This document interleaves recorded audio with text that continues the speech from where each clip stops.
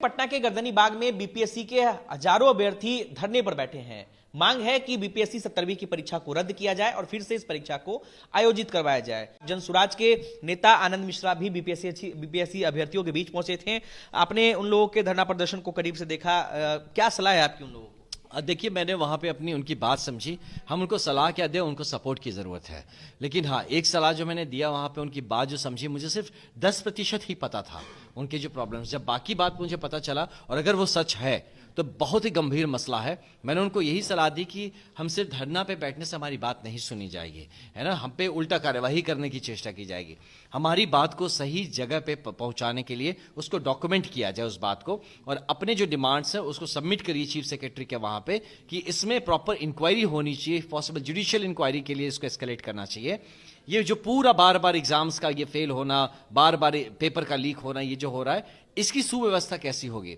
इसके लिए आप प्रॉपर हो सके तो नया कानून बनाइए, रिस्पॉन्सिबिलिटी फिक्स करिए एसपी और डीएम के ऊपर, हर एक के ऊपर, कि किसी के क्षेत्र में अगर ये होता है तो उनको पर्सनल रिस्पॉन्सिबिलिटी लेनी पड़ेगी। और इस तरह से जब हम अपनी बात को वहां रखते हैं तभी जाके या तो ये जो बीपीएससी हो चाहे सरकार हो इस बात को सीरियसली लेगी और हमें एक सोल्यूशन देगी। नहीं तो हम लोग हर बार अपनी बात को लेकर सड़कों पे उतरते रहेंगे, अपनी बात को रखते रहेंगे, लोग आके हमारी बातों पे पॉलिटिक्स करके चले जाएंगे, लेकिन हमारा कभी भी ये समाधान नहीं होगा। आप सोचिए, आज जो पार्टीज हैं, है ना, जो आज विपक्ष में हो कल पक्ष में था, लेकिन उसने भी उस बात को नहीं उठाई।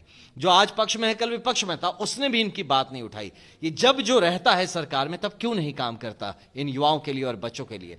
हमारा कल जाने का कारण यही था कि कल, अब क्योंकि मुझे खुद युवा का प्रदेश अध्यक्ष बनाया गया, तो एक मेरी मौलिक जिम्मेदारी बनती है कि हमारे बिहार के युवाओं के लिए, वो चाहे कहीं हो, कोई विचारधारा रखते हो, मैं उनके साथ खड़ा होना चाहता हूं as a mentor, as a elder brother. मैं उनका बड़ा भाई होकर खड़ा होना चाहता हूं, इसलिए वहां पे पहुंचा, इस बात को समझाया, किसी मीडिया को नहीं बुलाया। मैं जानबूझ के ये किया कि मैं उनसे सच में बात करना चाहता था और उनके मुद्दों को समझ के उनका हल कैसे निकले इस पर उनको सलाह देना चाहता था, जो कल करके आया हूं।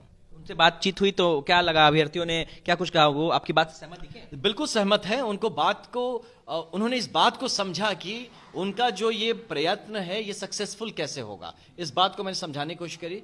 ये भी कि अगर आपको अपनी बात वहां तक, मतलब चीफ सेक्रेटरी जी के यहाँ पहुंचाने पे या सरकार के पास या सही जगह मंच पे पहुंचाने में दिक्कत है, मैं खड़ा हूं, आप मुझे बोलो, मैं आपकी बात लेके वहां पहुंचाऊंगा, लेकिन you have to document it.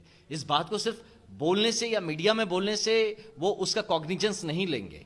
तो इसीलिए उनको वो बात समझाया है। मुझे यकीन है या तो वो खुद उसको बात को पहुंचाएं, वहां लेना जाना चाहें, या अगर वो चाहें कि मैं लेके जाऊं तो मैं अपनी तरह से पूरी तरह से उनके साथ लास्ट तक खड़ा हूं।